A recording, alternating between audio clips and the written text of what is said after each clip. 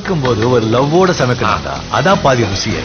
வெங்காயம் நறுக்கும்போது கூட ரசிச்சு நறுக்கணும், லவ்வோட. வணக்கங்க, வெல்கம் டு இன்லாஸ் சமையல். இன்னைக்கு நம்ம பார்க்க போகிற ரெசிபி காராமணி கத்திரிக்காய் குழம்பு எப்படி செய்கிறது, அதுக்கு என்னென்ன பொருள் தேவைங்கிறத ஃபஸ்ட்டு நான் சொல்லிடுறேன். காராமணி வந்து 1/4 கிலோ வேக வச்சு உப்பு போட்டு வேக வச்சு எடுத்து வச்சுருக்கேன். அதுக்கு 1/4 கிலோ கத்திரிக்காய் இந்த மாதிரி நீள நீளமாக கட் பண்ணி வச்சுருக்கிறேன். அப்புறம் ஒரு பெரிய வெங்காயம் நீல வாக்கில் கட் பண்ணி வச்சுருக்கேன்.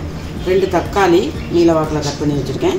தாளிக்க கொஞ்சம் பூண்டு, பச்சை மிளகா. இது வந்து நம்ம தேங்காய் பால், தலைப்பால். இது வந்து தண்ணிப்பால். தேங்காய் அரைச்சி ஊற்றியும் செய்யலாம், தேங்காய் பாலும் ஊற்றலாம். இது வந்து நம்ம காராமணி வேக வச்சு தண்ணி, இந்த சத்தெல்லாம் அதில் வந்துடும், இதையும் நம்ம சேர்த்துக்கலாம். அப்புறம் ஒரு எலுமிச்சம்பழம் சைஸு புளி கரைச்சல். வாங்க எப்படி செய்கிறதுன்னு பார்க்கலாம். பாருங்கள், ஒரு கடாய் ஒன்று அடுப்பில் வச்சுட்டேன். அதில் வந்து இந்த புளிக்கரண்டியில் 3 கரண்டி எண்ணெய் சேர்த்துருக்கேன். இப்போ கடுகு உளுத்தம்பருப்பு போட போகிறேன். எண்ணெய் காஞ்சிடுச்சு. 2 ஸ்பூன் கடுகு உளுத்தம்பருப்பு.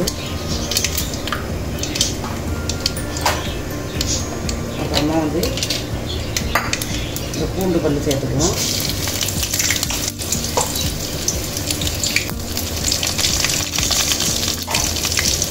அதுலேயே இந்த பச்சை மிளகாயும் சேர்க்கணும். கொஞ்சம் கருவேப்பிலை.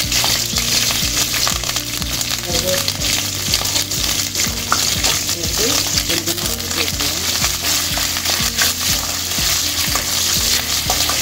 பூண்டு கொஞ்சம் வதங்கணும். இந்த காரமணி வந்து நம்ம வேக வச்சு சாப்பிட்றதுக்கு குழம்பும் வச்சுக்கலாம். சாதாரணமாக இந்த காலையில் பெரிய ஸ்நாக்ஸ் சாப்பிட்ற மாதிரி கொஞ்சம் வேக வச்சு தாளித்து அதையும் குழந்தைங்களுக்கு கொடுக்கலாம், நம்மளும் சாப்பிடலாம், நல்லாயிருக்கும். இப்போ இந்த வெங்காயத்தை சேர்க்கணும். சின்ன வெங்காயம் இருந்தால் சின்ன வெங்காயமும் சேர்த்துக்கலாம், பெரிய வெங்காயம்.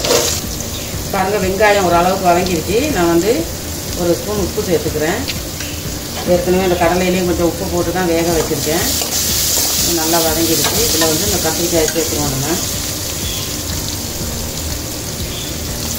இதே மாதிரி கத்திரிக்காய் மட்டும்தான் இல்லை, உருளைக்கிழங்கும் போட்டு செய்யலாம், முருங்கைக்காய் போட்டு செய்யலாம். காய் வந்து எந்த காய்னாலும் போட்டு செய்யலாம். நம்ம காராமணி குழம்புக்கு கத்திரிக்காயும் போட்டு நல்லா வதக்கி வச்சுருவோம்.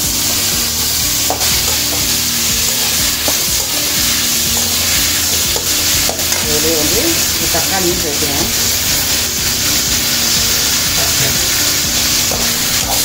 இதை நல்லா கிண்டி வச்சுட்டு ஒரு 5 நிமிஷம் நல்லா இந்த கத்திரிக்காயெல்லாம் வதங்க விட்டுருவோம்.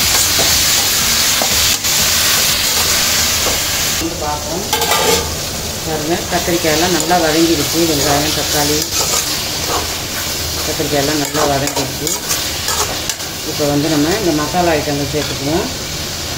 இதில் வந்து மல்லித்தூள் 1/2 கரண்டி, மிளகாத்தூள் 1/2 கரண்டி, மஞ்சள் தூள் 1 ஸ்பூன், ஜீரகத்தூள் 1 ஸ்பூன், மிளகுத்தூள் 1 ஸ்பூன்.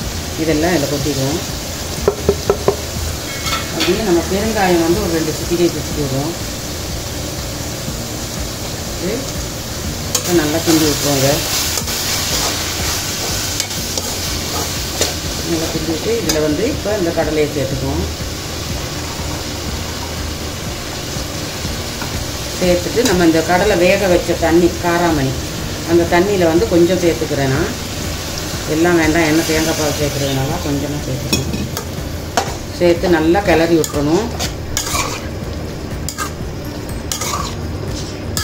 இந்த மாதிரி நல்லா கிளறி விட்டு கொஞ்சம் நேரம் கொதிக்க விட்டுருவேன். இதிலே வந்து இப்போ இது தண்ணி பாலையும் நான் சேர்த்துக்கிறேன். நமக்கு ஊற்றி சாப்பிட்ற மாதிரி வேணும்னா நிறைய குழம்பா வச்சுக்கலாம், இல்லைன்னா நீங்கள் கொஞ்சம் நல்லா வற்ற விட்டுக்கலாம். இப்போ இது வந்து நல்லா கொதிக்கட்டும்.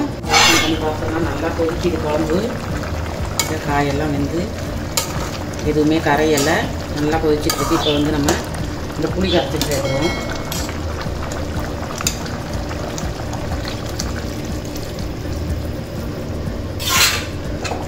உரப்பு, புளிப்பு இதெல்லாம் கொஞ்சம் சுள்ளுன்னு இருந்தால் தான் நல்லாயிருக்கும் குழம்பு டேஸ்ட்டாக. இந்த புளி கரைச்சல் ஊற்றிட்டா நல்லா கொதிக்கட்டும். கொதிச்சதுக்கு அப்புறமா நம்ம தலைப்பால் சேர்த்து குழம்பு பாருங்கள். இப்போ நல்லா கொதிச்சிருச்சு. நம்ம புளியெல்லாம் ஊற்றினதுக்கப்புறம் இப்போ வந்து நம்ம தலைப்பால் சேர்த்துப்போம். உப்பெல்லாம் கரெக்டாக இருக்கான்னு பார்த்து ரொம்ப பக்கம்லாம் ஊற்றிக்கோங்க. தலைப்பாலை சேர்த்துக்கலாம். கொஞ்சம் தண்ணி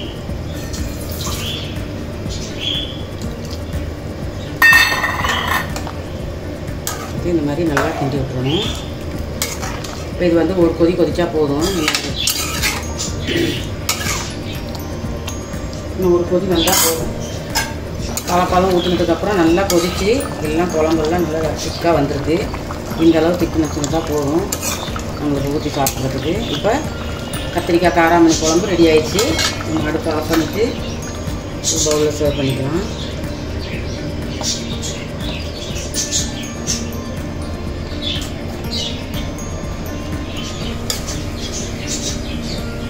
பார்த்தீங்களா, ஒரு சூப்பரான கத்திரிக்காய் காராமணி குழம்பு எப்படி செய்கிறதுன்னு பார்த்துருப்பீங்க. இதே மாதிரி நீங்களும் ட்ரை பண்ணி பாருங்கள். ட்ரை பண்ணி பார்த்துட்டு கமெண்ட் செக்ஷனில் சொல்லுங்கள். நல்லாயிருக்கும் இந்த குழம்பு. கண்டிப்பாக எங்கள் சேனலுக்கு சப்போர்ட் பண்ணுங்கள். இன்லாஸ் சமையலுக்கு சப்ஸ்கிரைப் பண்ணுங்கள். இதோட இன்னொரு நல்ல ஒரு வீடியோவில் சந்திக்கிறோம். ஓகே, பாய். சமைக்கும் போது ஒரு லவ்வோட சமைக்கணும்டா, அதான் பாதி ருசியே. வெங்காயம் நறுக்கும் போது கூட ரசிச்சு நறுக்கணும், லவ்வோட.